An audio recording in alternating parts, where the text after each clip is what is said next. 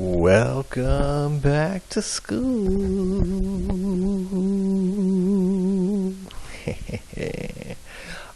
Do you miss me yet? I miss you.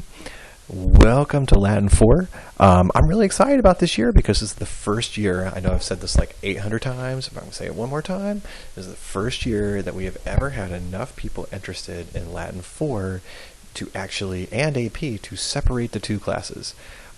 So I'm really, really excited about that. Just on a family note, Michelle had the baby July 17th. Everybody is doing well. We had a baby boy, and yeah, I will definitely show you guys some pictures when I get back. I will be out through through Labor Day, basically, so I'll come back Tuesday, September the 8th. You should have all received both a syllabus and a very detailed schedule of what we're doing. So, what are we doing? Where are we headed? Well, we finished the whole Quintus saga, Quintus narrative, in stage 40. And the rest of the Purple Book, they're just selections from various Latin or various Roman authors. And really, this fall semester, we're going to sort of focus on a couple of different things. What I want to try and do is take where we are in story time and combine that with Latin literature. But before that, I just want to give you a basic overview of Latin poetry and Latin prose.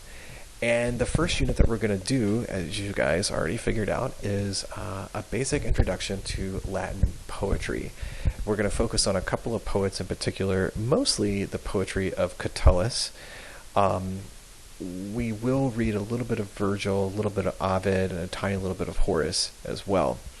Now don't worry, later on, next semester, we're going to focus a lot more on Virgil and Ovid in particular, and probably do sort of like a whole, or probably a whole unit on both of them, because they are that important to Latin literature.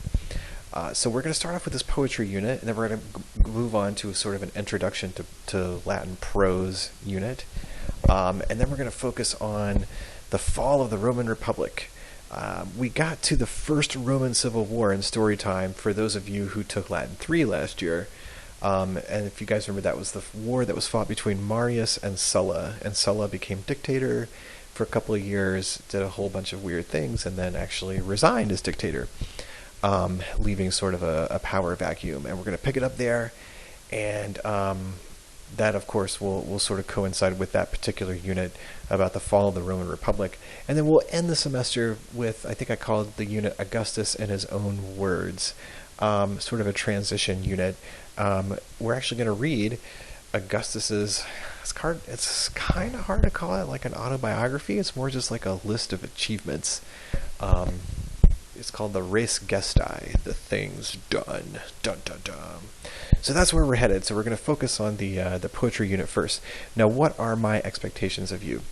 Well, I expect you, as always, of course, to be on time, to be prepared, to be respectful, to be willing and open. This is really important for this class because this class is focusing strictly on Latin literature, and a lot of that a lot of our focus will be on how to analyze literature. So be respectful of other people's viewpoints.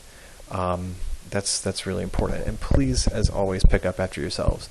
Now, in terms of some additional expectations, I know that there is absolutely no substitute for one-on-one, face-to-face instruction. But because I'm out, I had to come up with an alternative, and this is the best thing that I could do. This is the only thing I could figure out how to do, is to make these videos. And basically, you guys are going to be working in groups to try and read a lot of these poems on your own. And then usually several days after the fact, I will post some videos for you to watch of me kind of working through those poems as well. So really more for reinforcement's sake. I think that your combined brain power, you will be able to figure out and read most of these poems. Probably it's going to be a little hard at first, but then it's going to get much, much easier. Now, Miss Jenkins is going to be our sub, and I'm talking like I'm more than one person. This is ridiculous. Will be my sub, and most of you know her and respect her.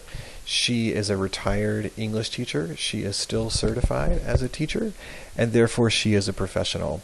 I have left that participation/classwork rubric on the back of the schedule, and she's going to follow that, and she will give you the grade that she believes you deserve based on the descriptions at the top of the rubric.